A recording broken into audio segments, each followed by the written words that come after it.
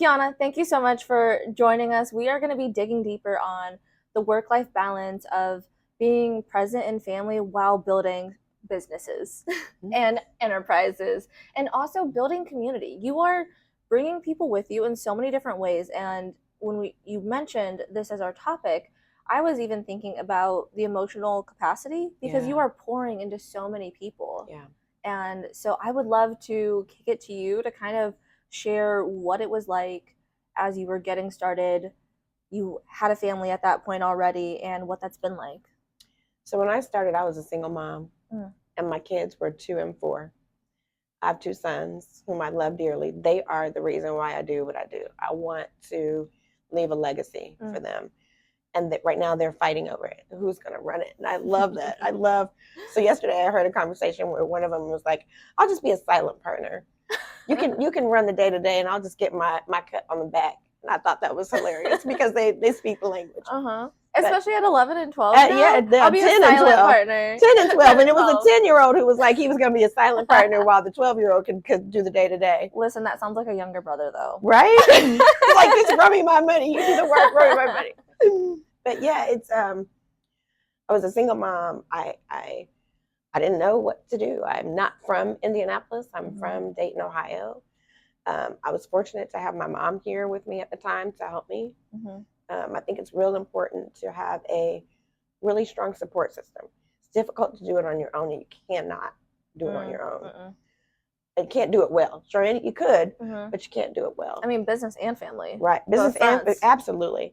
And so my mom was here for the first several years while I was trying to get things going, and she was my backbone. She still is. But I met my husband 6 years ago, and he's amazing, and he is the opposite of me. So he has a 9 to 5, and at 5:01 he's done, and he gets into dad mode. And so he allows me to, I have a 9 to 6, 7, 8, 9, 10, 11, 12. Yes. And he supports that. That's very important. But I was scared a lot. I worried about being that mom who, when your kids get older, they wind up in therapy and they're like, Mom was never there. So I am adamant about running my business well, but also when it is time to be a mom, I am a mom, period, dot, cut it off. It's mommy time. And I check into my family. That's amazing, because I think so many people here work for yourself and they think, oh, I build my schedule. And then it's actually like, no, you are working 25/8. Yeah. It is not. Yeah. You don't get to build your schedule. Exactly. It's Sunday. Right. Yes, it's Sunday.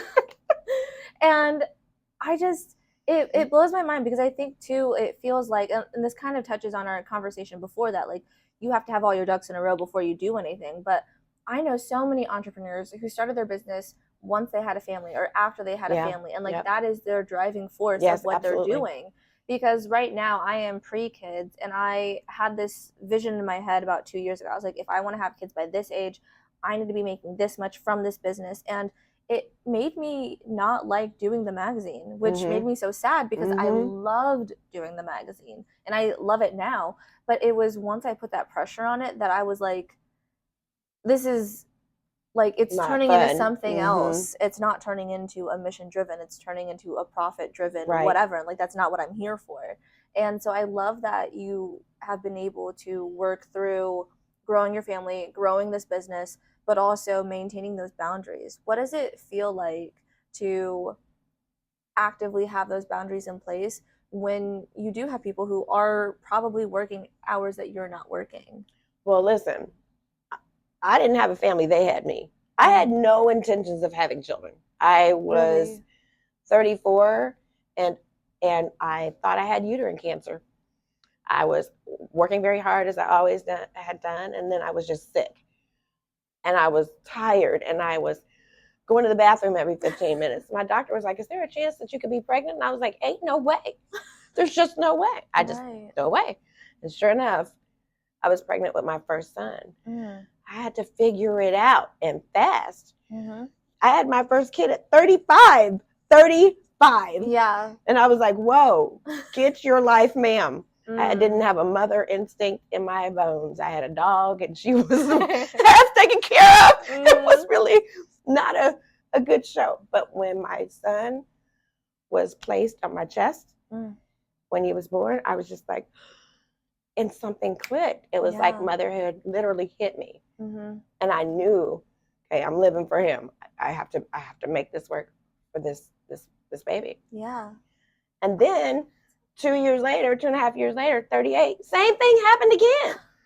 I was like, what in the world? Because I was never supposed to be able to have children. I had all these health issues. Mm. And then I was a mother of advanced maternal age Mm-hmm. at 38. You don't have kids at 30. Well, I didn't. Right. But now I got these 2 boys and I had to figure it out.